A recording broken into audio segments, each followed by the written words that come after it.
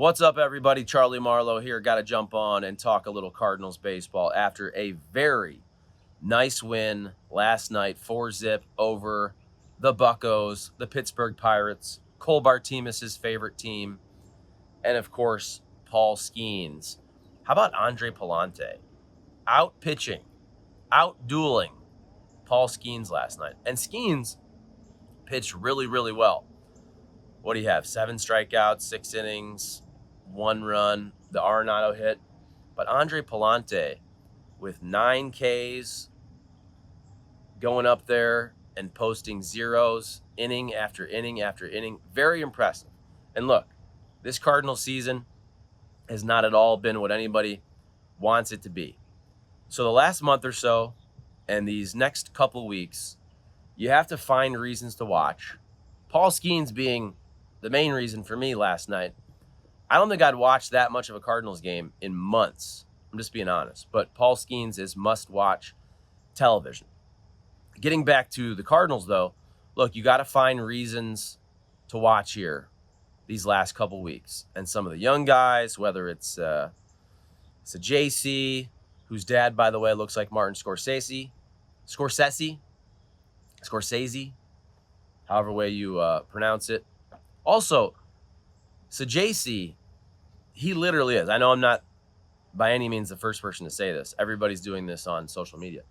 He really is the right-handed version of Matt Carpenter. Just with the no batting gloves, kind of the look, like that dirt dog, grinder, rat type player. And I say that with love, right?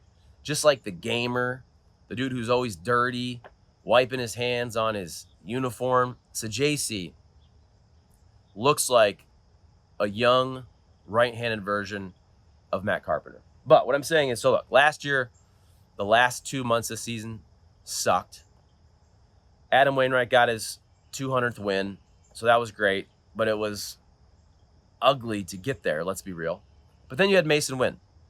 You had Mason Wynn to watch for the last couple months last year, and he struggled offensively, but he basically dipped his toe in the water of Major League Baseball, came back this year, and has been unbelievable. Unbelievable. Alec Burleson, unbelievable this year. Really, really good. So hopefully JC gets his cup of coffee here next couple weeks, plays a lot of ABs, and sets himself up well for 2025. And I was going off on a tangent like I always do, but I was trying to talk about Andre Palante, which is in a crap season where everybody's disappointed with what happened. One of the bright spots, and on the pitching side, you know, you have Ryan Fernandez. I mean, Halsey's been great, but you kind of expected that. Maybe not this good. But Andre Palante being a really good starter is got to be up there for one of the top bright spots for the St. Louis Cardinals. And when you go ahead and you slot next year's rotation, to me, Andre Pallante, this is an obvious statement, but he has to be in there, right? He's younger, not making a ton of money. Now, look, if you just start to go through the options, we know that you have Sonny Gray under contract. You have Miles Mikolas under contract. And Steven Matz under contract, even though most of you guys probably don't want Miles Mikolas to be under contract or Steven Matz to be under contract. Lance Lynn, I'm guessing they're going to part ways with him. You have this question, which I think is pretty close to 50-50 on somebody like Kyle Gibson, picking up his option. So if you start to go through, look, Sonny Gray, let's say they pick up Kyle Gibson's option. I think Steven Matz has to be a bullpen guy. I don't think Miles Mikolas should have a spot in the rotation gifted to him, especially after the last couple years. Andre Pallante deserves a spot in the starting rotation. I don't know if, like, Tink Hence, Quinn Matthews, I just don't see those guys being starters in the big leagues out of camp. Now, if there's an injury, could you see one or both those guys jumping up? Remember also, with really good pitchers, sometimes the Cardinals will put them in the bullpen for a year, which also can bite them in the butt if they keep him in the bullpen forever, which is one of those questions Whether it's Jordan Hicks, Ryan Helsley, we can always have those questions. Go back to Trevor Rosenthal, a guy who always wanted a starter, always wanted to be a starter in the big leagues, but he was so good as a reliever. So I'm hoping, look, Hence, Matthews is a beast. Huge kid. Tink is obviously a little I don't want to say scrawny. I was going to say wispy. He's kind of got that Pedro Martinez whip-like build. Anyway, another tangent, but I don't think those guys are going to be in the big league rotation starting right out of camp. Now, 2026, I think that's a very fair thing to hope for. Hopefully they're in the big leagues at some point in 2025 and contributing. But that's a long way of saying, look, Andre Pallante, if anybody deserves a spot in the rotation next year, besides Sonny Gray, it's Pallante. I mean, of dudes that deserve it, he's the number 2 guy, in my opinion. Just who's pitching the best? What's his ERA? 3.87, whatever it is. He had 9 strikeouts yesterday. Really, really solid. Really, really good pitcher. So that's a bright spot right there. Also, I know this is a disappointing season. Cardinals are 75-75. They don't suck. They're not great by any means. But I think you, at minimum, have to give this team credit. They haven't packed it in. They haven't quit. And I think that reflects well on Oli Marmol. I've said forever, I don't think Oli Marmol yet is a great manager. I don't think he's a terrible manager. I think he's a fine, okay, solid manager. This is much more on DeWitt's, Mozeliak, for what's happened with the Cardinals the last couple of years. That being said, I don't think Oli and his staff necessarily add value, especially on the hitting side of things.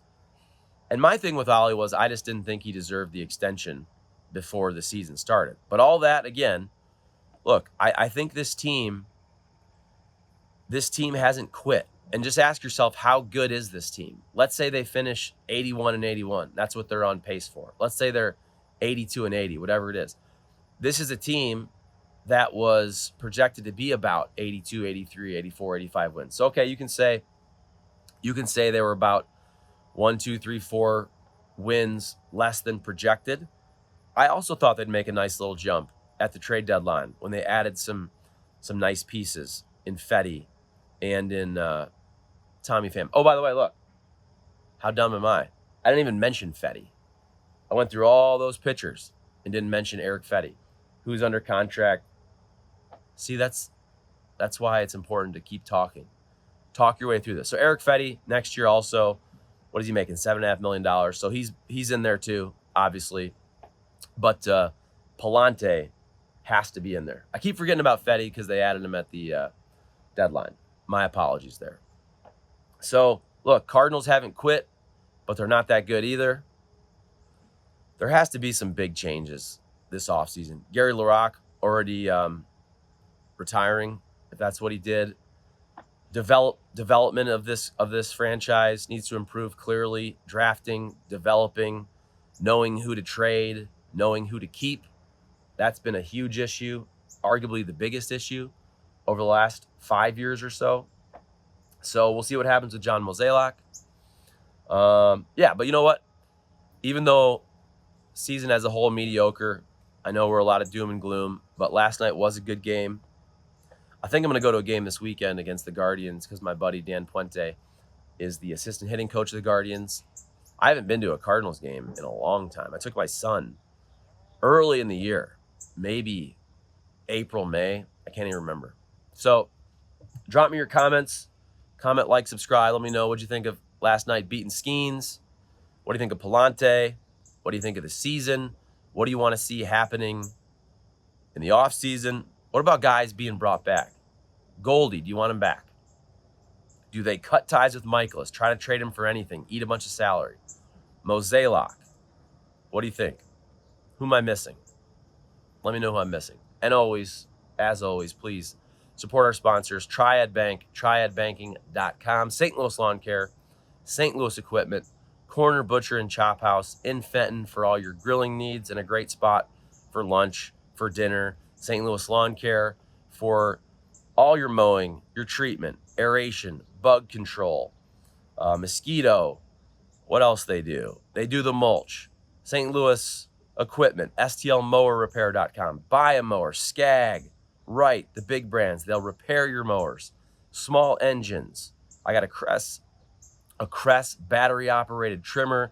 I got a Husqvarna fuel mix blower that are fantastic. Bought them both at St. Louis Equipment. And then, of course, Triad Bank, of course. Best thing I ever did for my rental property business.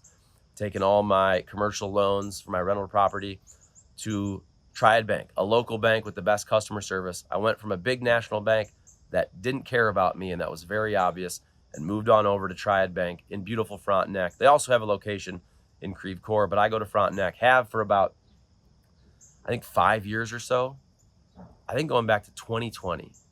So about 5 years, and they've been a sponsor for the last 3-4 years. Love Triad Bank and love you all. All right, let me know what you think, guys, about the Cardinals. I apologize for forgetting about Eric Fetty, but I remembered at the end, okay? I'm a little under the weather. You can probably hear the voice, all right? I'm going to blame it on that. Nice win last night, beating Paul Skenes. Let's finish the season strong, Cardinals. Try to get above 500. Although, do you actually want them to lose so you can mini tank and try to get a better draft pick? Another interesting conversation. All right, guys. Apologize for the voice. See ya. Have a great rest of your week.